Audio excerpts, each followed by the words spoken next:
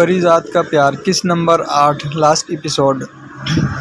بہروز کریم نے پری ذات کو انعام کے طور پر 20 کروڑ دیے۔ پری ذات نے امریکہ جانے کی ٹکٹ کروا لی تاکہ وہاں جا کر پلاسٹک سرجری کروا سکے۔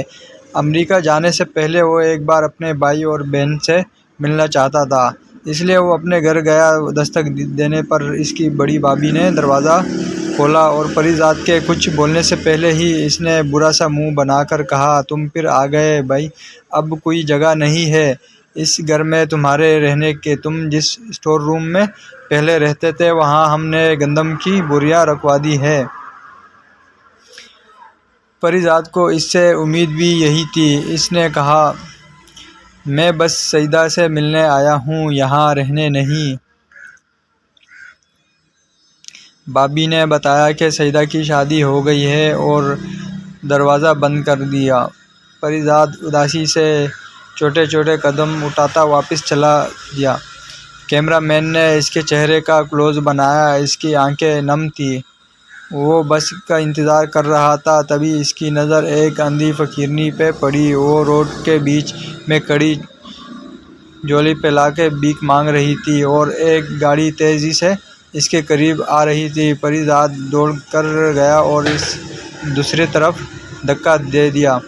گاڑی فل سپیڈ میں گزر گئی۔ اگر ذرا بھی دیر ہو جاتی تو لڑکی کا قیمہ بن جاتا اور پری ذات کی شکر گزار تھی۔ اس نے پری ذات کو لنچ کی آفر کی اور دونوں 5 اسٹار ہوٹل میں لنچ کرنے چلے گئے۔ اس لڑکی نے بتایا کہ اس کا نام قرۃ العین ہے، وہ بیکارن ہے اور اس کا دنیا میں کوئی نہیں ہے اور بینائی سے محروم ہے۔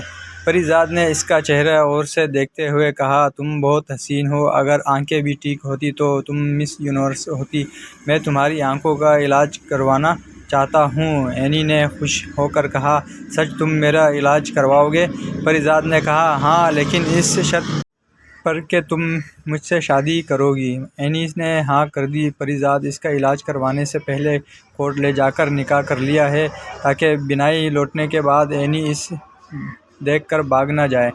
اس نے امریکہ والا پلان کینسل کر دیا اور ان پیسوں سے اینی کا علاج کروایا۔ اینی کی آنکھ کا آپریشن ہوا اور وہ ٹھیک ہو گئی۔ جب اس نے پری ذات کو دیکھا تو شدید مایوسی ہوئی کیونکہ وہ اپنے خوابوں کے شہزادے کو کھو بیٹھی اور امیج بنا رکھی تھی مائنڈ میں، لیکن اب وہ بے بس تھی کیونکہ اس نے مرضی سے نکاح کیا تھا۔ کچھ دن وہ قسمت کو کوستی رہی اور جب زیادہ غصہ آتا تو دل کو تسلی دینے کے لیے گانا میرا کالا اے دلدار گوریاں نوں دفا کرو لگا لیتی، لیکن پری ذات نے اس کا بہت خیال رکھا، اسے کوئی کام نہ کرنے دیتا، کمرے میں جھاڑو بھی خود کرتا۔ اینی کو بھی اس سے پیار ہو گیا اور وہ ہنسی خوشی رہنے لگے۔ ختم۔